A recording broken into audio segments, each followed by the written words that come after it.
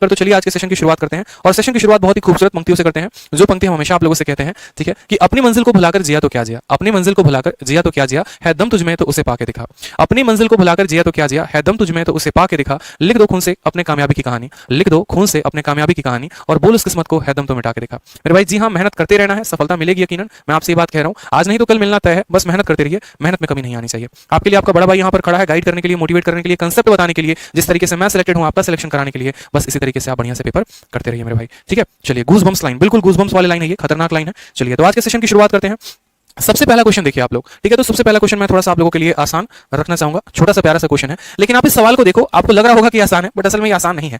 आप सवाल को देखिए, क्या बोला गया, the volume of A sphere is, sphere का वॉल्यूम दे रखा है और आपसे रेडियस बोला है। अब आप बोलेंगे सर वॉल्यूम देके आप रेडियस पूछ रहे हो, इससे आसान सवाल हो सकता है? बिल्कुल इससे आसान सवाल नहीं हो सकता, लेकिन जरा आप डेटा को देखो एक बार। एग्जामिनर को अच्छे से पता है कि अब बच्चों को थोड़ा घुमाना है। मैं हमेशा से एक बात कहता हूं कि अगर आपने प्रीवियस ईयर का माइंड पढ़ लिया है, अगर आपने एग्जामिनर का माइंड पढ़ लिया है, एग्जामिनर आपसे क्या चाहता है, तो आप समझ जाएंगे कि आपको कहां तक मेहनत करना है और कितना मेहनत करना है। एक वक्त होता था जब हमें अलग अलग सोर्सेस की किताबों को फॉलो करना होता था, कैट की बुक्स को पढ़ते थे, जीमैट की बुक को पढ़ते थे, अलग अलग बुक्स होते थे जहां पर सिर्फ हमें कंसेप्ट की भूखा रहना पड़ता था। बट अब के टाइम पर हमें ज्यादा कंसेप्ट नहीं चाहिए, हमें हमारी कैलकुलेशन स्ट्रॉन्ग करनी है, और कैलकुलेशन जिसकी स्ट्रॉन्ग है मेरे भाई, वो बड़े आसानी से सवालों के साथ खेल पाएगा।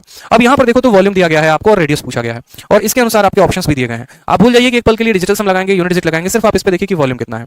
अब स्फीयर का जिस बच्चे को वॉल्यूम का फॉर्मुला याद है वो सोचेगा मैं तो इसको कर लूंगा, लेकिन अगर कैलकुलेशन खराब है तो पेपर में जैसे कलम उठा के बनाना शुरू करेगा तो लग जाएंगे 1.5 से 2 मिनट। तो इसलिए सेशन की शुरुआत के पहले ही मैं आपको कहना चाहूंगा कि आपके मैथ्स में कुछ टॉपिक्स ऐसे हैं जो कैलकुलेटिव हैं, जैसे कि आपका कंपाउंड इंटरेस्ट हो गया, एवरेज हो गया, मेंसुरेशन हो गया। तो इनमें जब आप सवाल को बनाने जाते हैं ना, तो सवाल की लैंग्वेज को पढ़ के ज्यादा एक्साइटेड ना हो, आप कैलकुलेशन में आगे जाके खतरा मोल सकते हैं। तो इसलिए कैलकुलेशन को अपने शुरू से स्ट्रॉन्ग करके चलें। स्क्वायर हो गए, क्यूब्स हो गए, मल्टीप्लिकेशंस हो गए, एडिशंस हो गए, ये सब आपके टिप्स पर होने चाहिए, तभी आप सवाल में कमाल कर पाएंगे। जैसा कि आपको पता है स्फीयर के बारे में थोड़ी बहुत जानकारी सबसे पहले मैं आपको दे दें। बच्चे बोलेंगे सर सीधा आपने क्वेश्चन कराना शुरू कर दिया। तो देखो स्फीयर होता क्या है। स्फीयर आपका कहीं ना कहीं सर्कल, देखो जैसे आपने सर्कल देखा है, सर्कल कैसा फिगर है, तो सर्कल एक 2 डायमेंशनल फिगर है जिसके पास सिर्फ और सिर्फ एक रेडियस होता है। लेकिन स्फीयर जो है वो 3 डायमेंशनल है। 3 डायमेंशनल मतलब जो क्रिकेट की बॉल आप देखते हैं, जो बास्केटबॉल देखते हैं, जो टेनिस बॉल देखते हैं, ठीक है। स्फीयर का क्या होता है, एक रेडियस होता है, फिक्स होता है, जिसको हम हिंदी में त्रिज्या कहते हैं।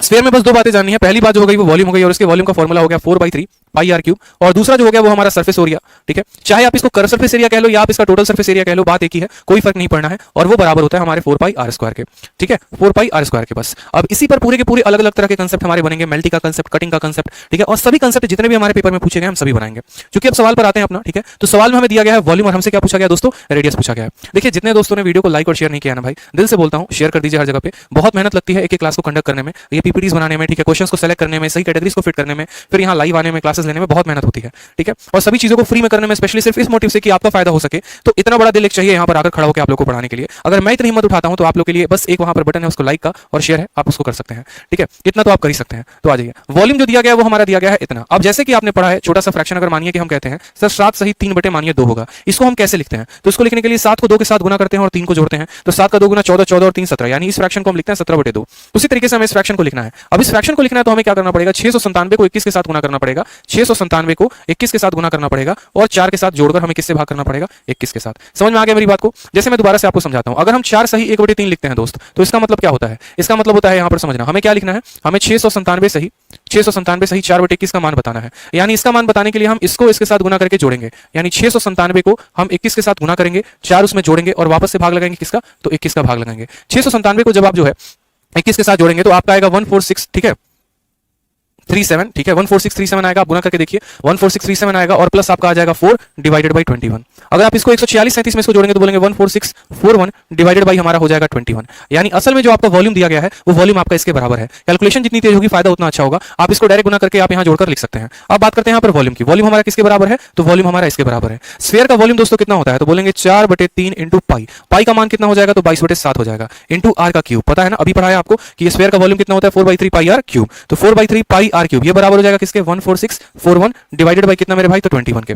अब सारा गेम यहीं पर है, इससे ज्यादा कुछ दूर जाना नहीं है, लेकिन बस यहाँ कैलकुलेशन को थोड़ा फूक फूक के चलना है। आप बोलेंगे सर देखो मुझे 14641 जो है ना कुछ थोड़ा सा याद आ रहा है, ये 11 का पावर 4 होता है। जैसे आपको 11 का पावर 1 11, 11 का स्क्वायर 121, 11 का क्यूब 1331 और 11 का पावर 4 14641 होता है। जब कंपाउंड इंटरेस्ट का आप इंस्टॉलमेंट पढ़ते हैं या फिर आप जो है कंपाउंड इंटरेस्ट में पढ़ते हैं, तो ये जो रेट 11 जहां आता है ना 10% वाला रेट, वहीं से आपको ये पढ़कर आता है कि हाँ 14641 जो है वो 11 का पावर 4 होता है। अब आप यहाँ देखेंगे तो बोलेंगे सर अगर हम 11 से काटे तो ये 11 से 2 बार में कटेगा, ये 11 का पावर 4 है, जब 11 से कटेगा तो 11 का पावर 3 यानी 1331 में ये भाग कट जाएगा। समझ में आ गया बात यहाँ पे। 7 और 3 21 जो है हमारे 21 को काट देंगे तो जो r का क्यूब हो जाएगा दोस्त कितना हो जाएगा, तो बोलेंगे सर 1331 और बट्टे में कितना आ जाएगा, तो 8 आ जाएगा। यानी r का मान जो होगा देखो 1331 क्या है, 11 का क्यूब है। अब दोनों साइड हम क्या करेंगे, क्यूब रूट करेंगे। जब दोनों साइड क्यूब रूट करेंगे तो इसका क्यूब रूट 11, 1300 क्यूब रूट जो है 1331 का क्यूब रूट कितना हो जाएगा, 11 हो जाएगा, और 8 का क्यूब रूट कितना हो जाएगा 2, 11/2 यानी 5.5 जो है वो हमारा करेक्ट आंसर आएगा। Option number D for Devasena. तो देखिए जरा ये सवाल किसमें पूछा गया था, CHSL में।